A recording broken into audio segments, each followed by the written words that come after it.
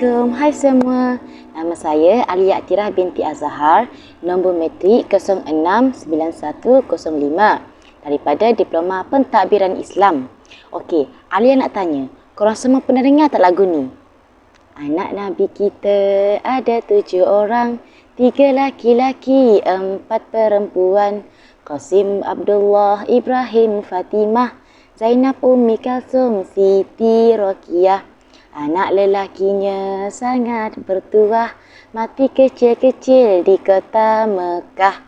Satu-satu sayang pada Allah, dua-dua sayang Rasulullah, tiga-tiga sayang ibu ayah, 1, 2, 3 sayang semuanya.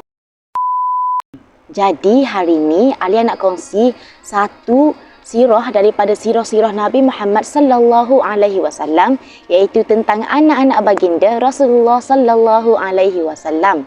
Sejujurnya kita semua sudah tahu bahawa baginda Rasulullah sallallahu alaihi wasallam telah dikurniakan 7 orang cahaya mata, iaitu 3 lelaki dan 4 perempuan, masing-masing yang bernama Qasim, Abdullah, Ibrahim, Fatimah, Zainab, Ummu Kalsum dan Siti Roqiyah.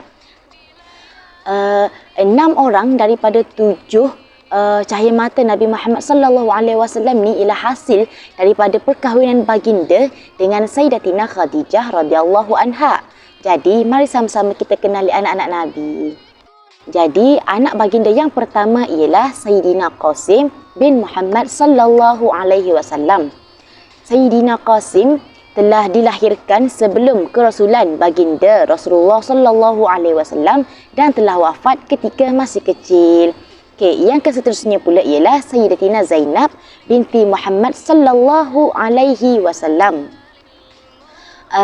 Sayyidatina Zainab ni telah berkahwin dengan Abu Al-As bin Ar-Rabi' dan telah dikurniakan 2 orang cahaya mata. Akan tetapi beliau telah wafat pada umur beliau sekitar 29 tahun akibat jatuh sakit. Okey, seterusnya anak baginda yang ketiga pula ialah Siti Ruqayyah binti Muhammad sallallahu alaihi wasallam. Okey, Sayyidatina Ruqayyah ni telah berkahwin dengan sahabat baginda yang juga merupakan Khulafa Ar-Rasyidin yang ketiga, iaitu Sayyidina Uthman bin Affan. Tetapi beliau telah wafat pada hari nak menjelang Perang Badar, pada hari nak mendekati Perang Badar yang berlaku pada tahun kedua Hijrah bersamaan dengan 624 Masihi. Okay.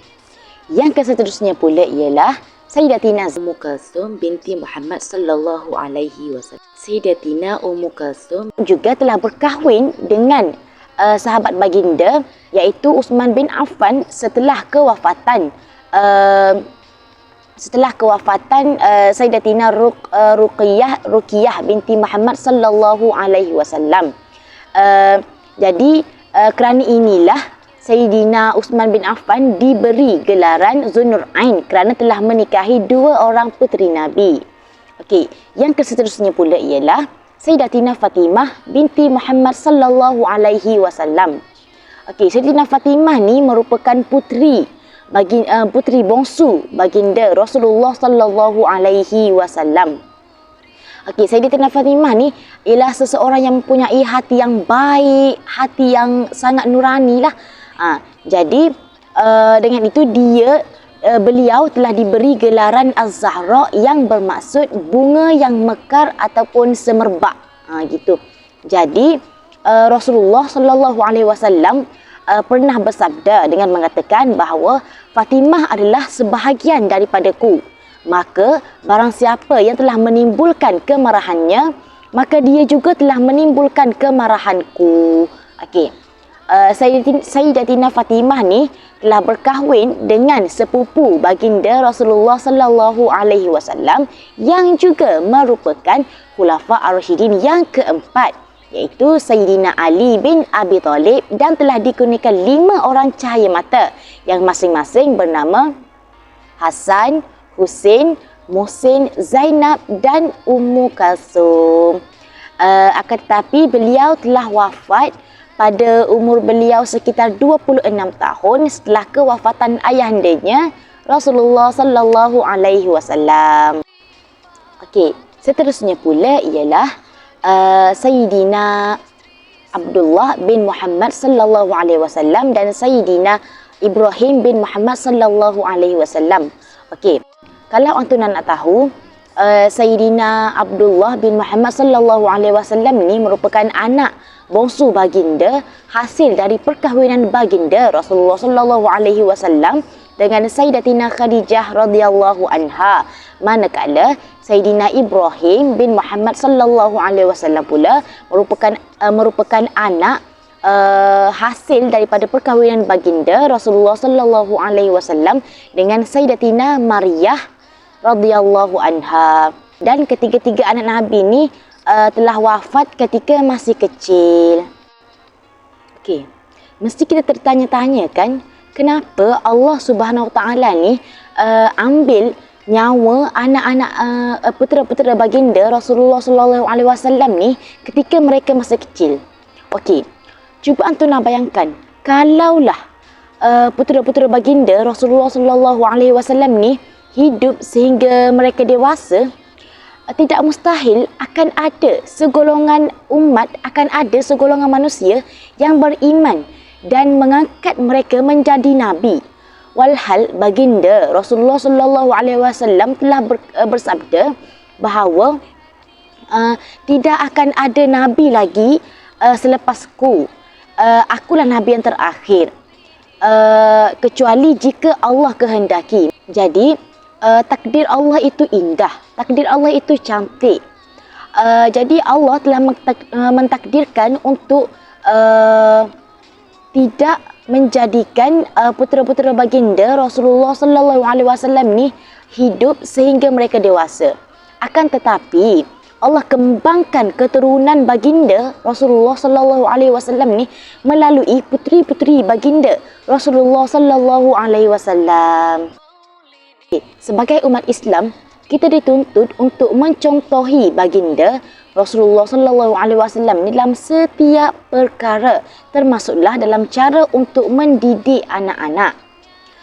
Mengikut kaedah ataupun sunnah Rasulullah sallallahu alaihi wasallam, terdapat 4 kaedah ataupun peringkat yang boleh kita jadikan panduan untuk mendidik anak-anak kita.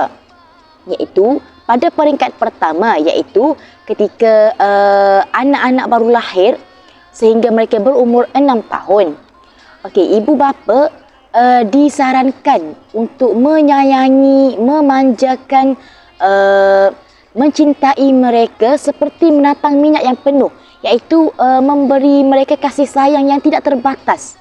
Dan ibu bapa dilarang untuk memukul ataupun merotan anak-anak sekiranya mereka melakukan kesalahan walaupun atas dasar untuk mendidik.